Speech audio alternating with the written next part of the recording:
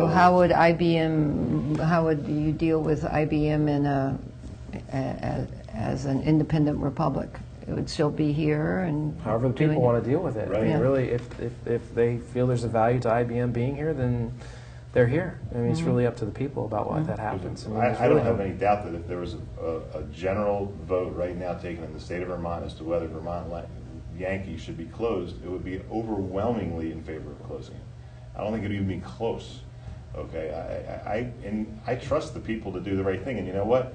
If they don't do the right thing, then maybe, you know, you should move if you don't like the way, you know, you're talking about the South. Okay, well, if you live in Tennessee and the people decide they want some law or some ruling, and you get, gosh, I don't like that. Well, maybe you need to be somewhere else. Well, there is a conservative remnant still in Yeah. the state. They have elected a Republican governor for 2 or 3 rounds here. So Yeah, I think... and Doobie's looking like he's got the momentum right now, unfortunately. And, you know, I mean, he's a neoconservative. I mean, he was in the Adirondacks just last week meeting with George W. Bush, you know, and he raised a bunch of money, you know, and that money came from. They had a party for him over there. And, you know, I mean, and I can't stand the that's the problem we're facing, the neoconservatives and the neoliberals. The neoliberals and neoconservatives don't get it. They're still panhandling to the empire and getting their money from them. And that's the issue we're dealing with. If the people really don't have a say anymore in what's going on, I think that if we decentralize everything and bring it back to the local level, I think that's where we can creatively solve our own solutions. We can come up with solutions for a community. It's what works for Burlington is not necessarily going to work for the Northeast Kingdom. They're two different factors. Well, that's a question I wanted to ask you. So if Vermont is independent, then we don't elect governors, we elect a president. Yeah. President of Vermont. Right.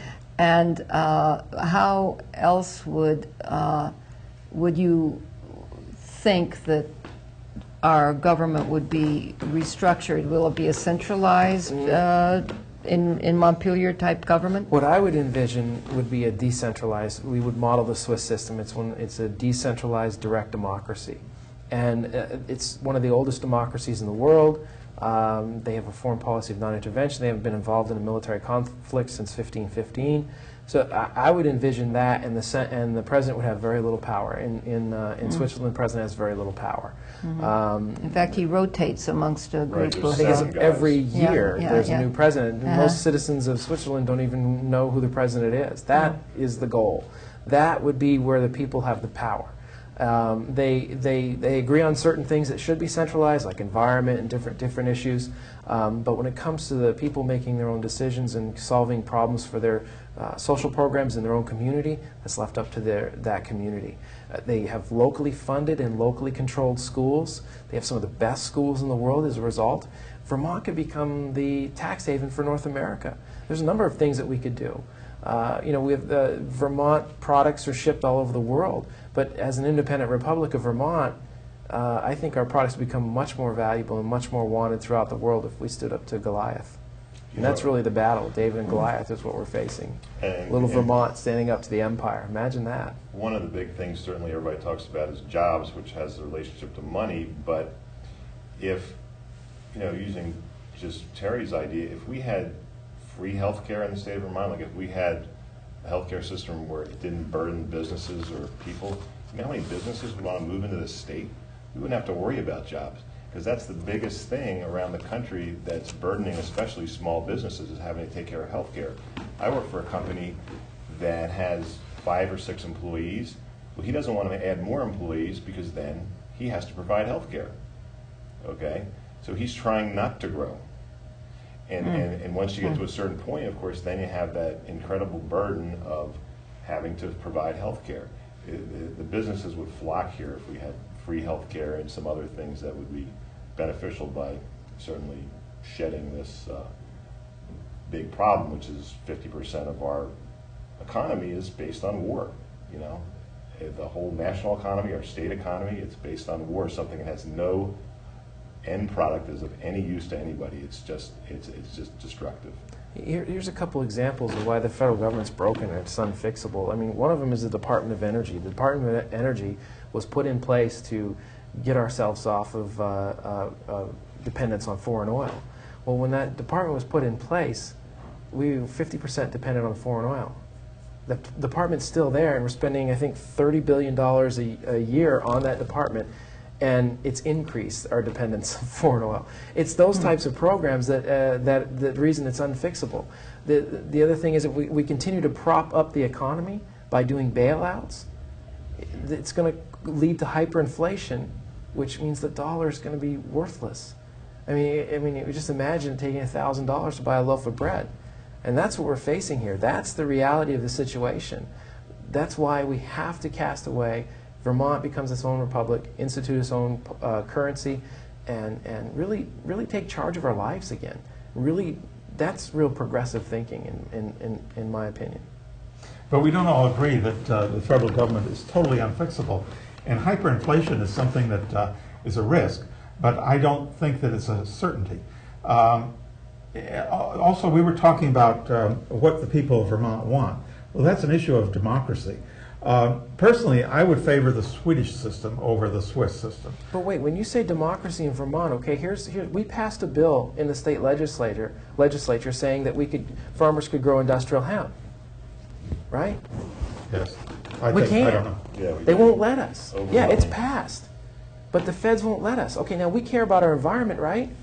Susan Bartlett, at a recent debate that I was at, said that if we could plant industrial hemp around Lake Champlain, that we might be able to clean it up because it sucks phosphorus out of the ground. Now imagine all the dairy farms that were having issues of the phosphorus leaching into the lakes and streams. What if we put a barrier of industrial hemp around those farms? See, we're not free enough here to do what we need to do. Another thing is what about slaughter on the farm? A farmer should be able to slaughter their animals on the farm and sell to their neighbors. They can't right now. Does that make any sense? It makes absolutely no sense whatsoever. We don't have democracy. That's the problem. Why? Every time we send a message to Washington, it comes back COD. It's like, forget it. Let's just get rid of them. They're hindering us. I mean, what is the federal government doing telling us, our farmers, how they grow their food, how they distribute their food? That should be up to us who live here next to the farm. Why is this Vilsack coming in here, and why do we even have to deal with him? Sanders and Leahy brought him into recently this year, and it's ridiculous. It doesn't make any sense. We don't need to be taking direct orders from our federal government, especially when it comes to our food system. Industrial hemp is a very interesting issue. I don't think that most of our viewers know what it's all about.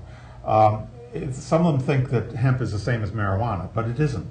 And back when But who cares? What if does it even matter? I mean, as an independent Republic of Vermont, we could legalize marijuana if we wanted to. You know, Shumlin talks about decriminalizing it. Well, come on, let's really legalize it and just forget about it. These are two different issues. But we're talking about, two different issues. But does it really matter? Industrial hemp, if people think it's marijuana or whatever. There's more pot smokers in the state of Vermont per capita than any other state in the union. Who cares? Industrial hemp can lead. There's a lot of different things that we could do with industrial hemp. If the people want it, that's the point. If we decide that we want to do something. Is the stuff that clothes are made out of. Exactly. Ethan Allen wore clothes made out of industrial hemp. Okay, well, Thaddeus Fairbanks. Made a car out of hemp. Well, let's talk about. Fueled it with hemp. But Thaddeus Fairbanks invented the platform scale because they needed a way to weigh industrial hemp in Vermont. My mom worked for that company for over 30 years. We have to become free people again. And without the federal government having to go ask permission like a 2-year-old, can I grow industrial hemp, Mr. Federal Government? Well, what the heck? We voted it in the state legislature that we can do it. Let's do it. Terry and I learned something interesting the other night when we went to the meeting that I didn't know, that the reason marijuana was made illegal had nothing to do with marijuana. It was because hemp was competing with the DuPont's artificial fiber and the newspaper guy, Randolph Hearst wood. The Yellow Journalism So it was all campaign. about wood, paper, and industrial fiber, and they didn't want the competition. In 1937, that was the reason. I didn't know that. So that's what people should know, the reasons, because of industrial hemp. But you mixed it up by mixing marijuana is not industrial hemp. They're two different things. Right. But that's just one issue. The fact is that we don't need to talk to the federal government to get approval for this stuff. I mean, the 10th Amendment says that, and yet here we are with a broken system that says we can't do it. This is one issue. The other thing is a single payer. We got to ask for approval, get an exception. I mean, probably because we're relying on federal funds for that. That's where we have to look at the healthcare system. To be able to do it on our own is what we can do. We just need to take consideration of the $1.5 billion.